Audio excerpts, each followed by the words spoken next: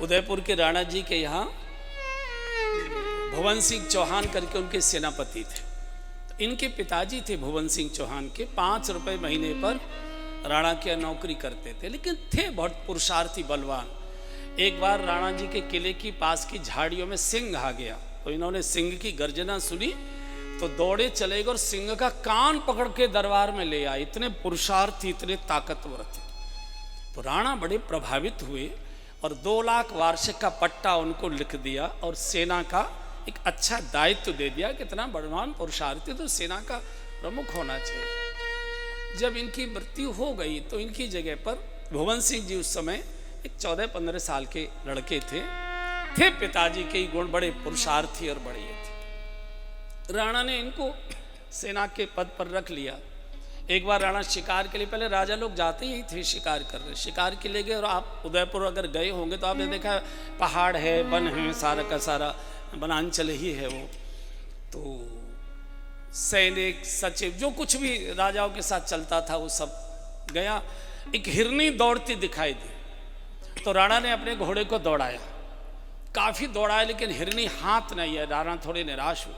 तो भुवन सिंह जी साथ में थे उस समय, तो इन्होंने अपने घोड़े को आगे बढ़ा, तेज एड़ लगाकर दौड़ाया और हिरनी को वध कर दिया।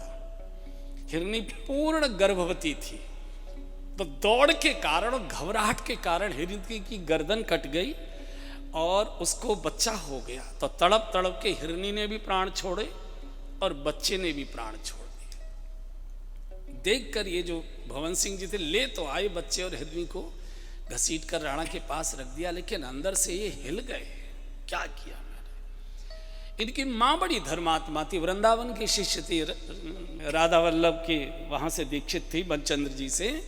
तो उनको बड़ा कष्ट होता था कि बेटा मेरा अपराधी हुआ जा रहा है, हत्याएं करता है और भक्ति में बिल्कुल नहीं, बड़ा कष्ट था इनको। कुछ भगवान की लीला ऐसी हुई, कृपा करना चाहते होंगे, तो राणा ने उनको सेनापति के उस पर रख दिया, अच्छे दायित्व पर। एक दिन सो रहे थे अपने कमरे में, बराबर के कमरे में उनका तरकस लटका हुआ था।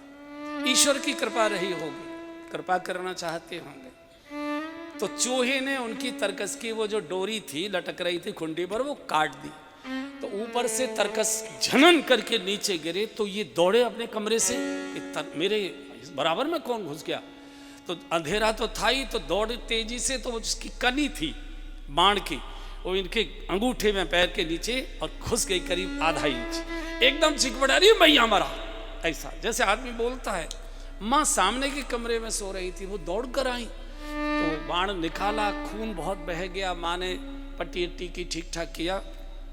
माँ ने कहा कि न तो तेरे अंदर दया है और न तेरे अंदर शौर्य है। तू अबोध प्राणियों को, अनाथ प्राणियों को, मूक प्राणियों की तू हत्याएं करता है। न तो तेरे अंदर दया है और न तेरे अंदर शौर्य है। जरा सा ये बाण चुभा और अरे माँ मर गया।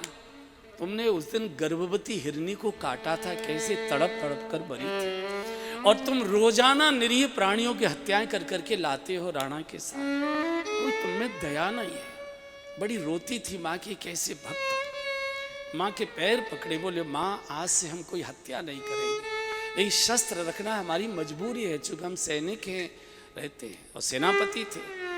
तो माँ बड़ी भक्त थी। देखो माँ के संस्कार ही बच्चे को खिलाया करते हैं, फूल जैसे।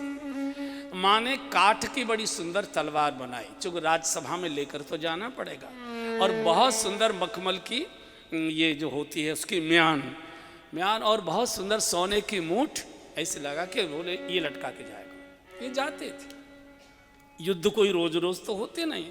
इनका छोटा भाई था, वो इनसे चिढ़ता था थोड़ी, इनकी प्रतिष्ठा से। अच्छा, निकटतम ही ज्यादा चढ़ा करते हैं, बाहर वाले को तो कोई लेना देना होता नहीं है। उसको मालूम था, तो उन्होंने भुवन सिंह, उनके राणा के कान भरे। बोले राणा साहब, सेनापति तो ये तो तलवार ही नहीं रखता, ये काठ की तलवार रखता है। युद्ध में कभी संकट में आप फंस गए तो सहायता ही नहीं कर सकते। आप परीक्षा करके देखिए, इनकी तलवार देखिए, निकलवाइए इनके। अकेले में कान भरे, और अगर मैं गलत कहता हूं तो मुझे प्राण दंड दीजिए आप। लंबे समय तक तो राणा का साहस नहीं हुआ, कैसे कहे। एक बार जब बहुत आग्रह उसने किया तो राणा ने प्रमुख प्रमुख सेवक, सैनिक, सचिव आदि और उनकी दावत बुलाई बाग में अपने। भोजन वजन हुआ, फिर सबको हॉल में बिठाया और राणा साहब ने कहा कि सब अपनी अपनी तलवार निकाल कर दिखाइए किसकी तलवार में कितनी चमक है। तो सब ने अपनी अपनी तलवार निकाल कर दिखाई। अंत में जो सेनापति थे भुवन सिंह जी, इनकी बारी आई। कहिए भुवन सिंह जी, आप क्या क्या कहना है? कहना तो ये चाहते थे कि सरकार मेरी तलवार तो दार की है, लकड़ी की, कहना तो ये चाहते थे, लेकिन भगवत प्रेरणा ऐसी हुई कि जोर से बोले गए सरकार मेरी तलवार तो सार की है, फौलाद की है, बोल दिया।